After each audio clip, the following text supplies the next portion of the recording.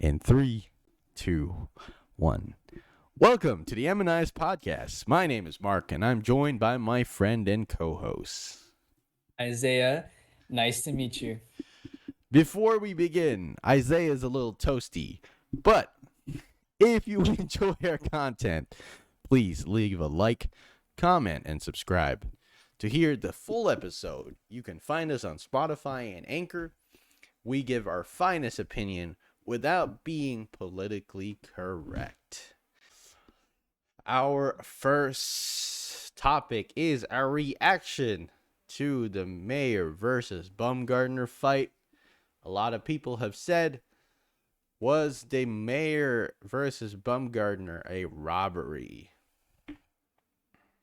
Did you watch the fight, Isaiah? Okay, I was gonna say, like, this is the out of all the fights that I've Oh my! that I've that I've seen, that was like the one fight You did that I not. actually did not see. Oh, this guy. All All right. right.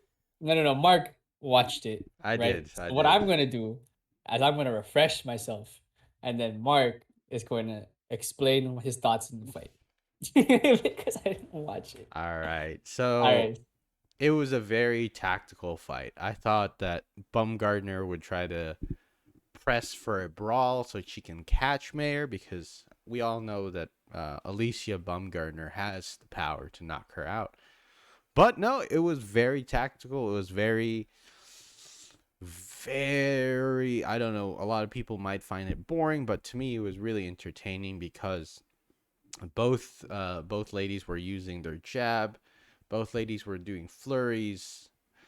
Bumgardner, however, was more on the balls of her feet. She was the more mobile fighter compared to Mayer. Mayer was flat-footed, and she was applying a lot of pressure uh, to Bumgardner, which I thought was very surprising. I thought Bumgardner would be doing what Mayer was doing, but the roles were switched in this fight.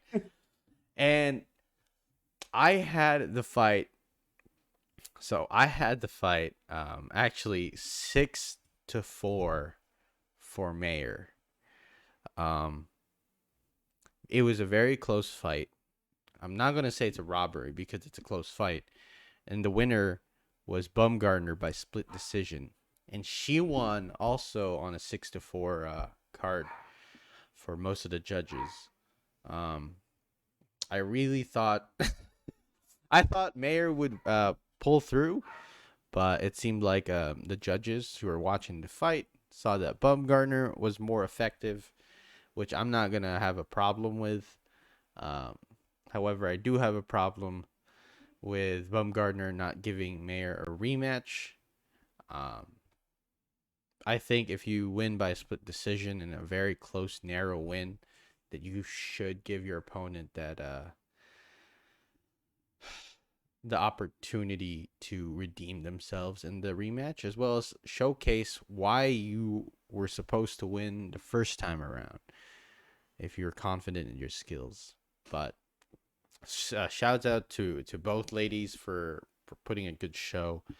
Um, Kind of gutted that Mayer did not win, even though I had her winning on my scorecard.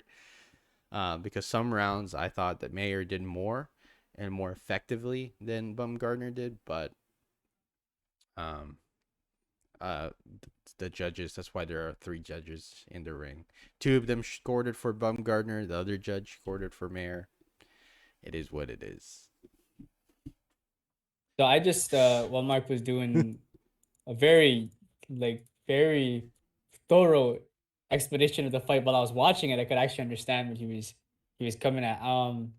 They had a really good from Top Rank Boxing. They had like a really good uh highlight reel of the fights, and I can actually say I'm kind of surprised Bear didn't win because from what I see, they've done it like a little clip of every 2 rounds, and it seems that Mayer had a very effective jab, you know?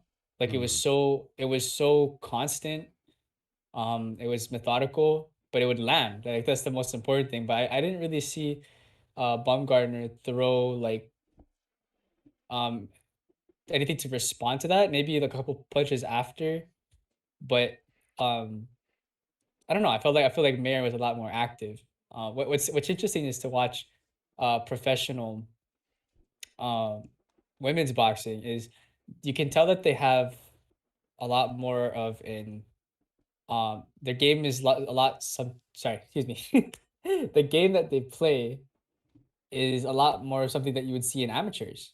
Um, Hmm. so you see a lot of like very aggressive in and out movements, a really aggressive and consistent jab, um, just in and out type footwork. You can even see like the juxtaposition between like Mayer's flat footed um stalking position and then Baumgartner is like on the balls with your feet type of game. So it's really interesting to see like the just the technicality that goes along with it because it's very rare that you see a women in women. I won't say very rare. I'm sorry, but it's you don't see it too often where they end up knocking the other person out. No.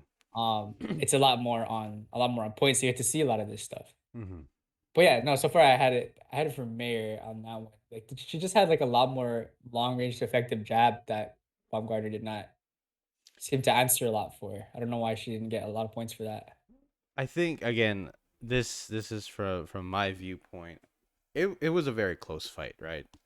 I think based on how you like fighters or like how you like to watch a style of fighter could Hmm. sway how you score a fight. You know, I'm sure there are gonna be some of our audience members who are like, "Yo, Bumgardner won clearly, hands down, because this, that, and the other." Right? I can see that because Bumgardner had a very elusive style. Right? None of Michaela Mayer's power punches landed.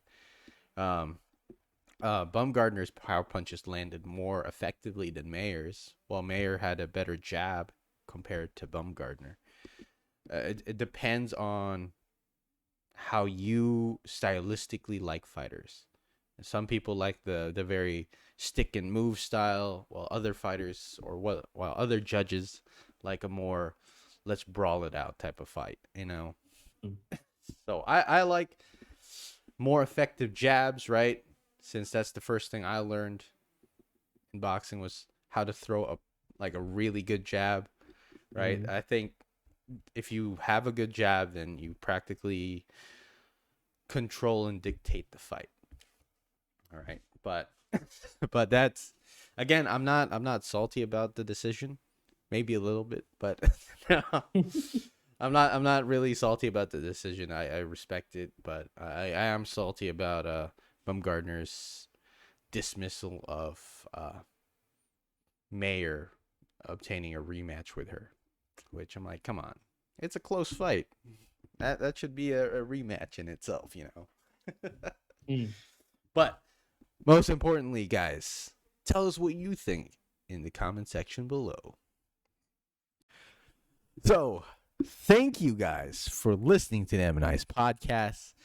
If you enjoyed our content or have anything to say about the things we talked about, please like, comment, and subscribe.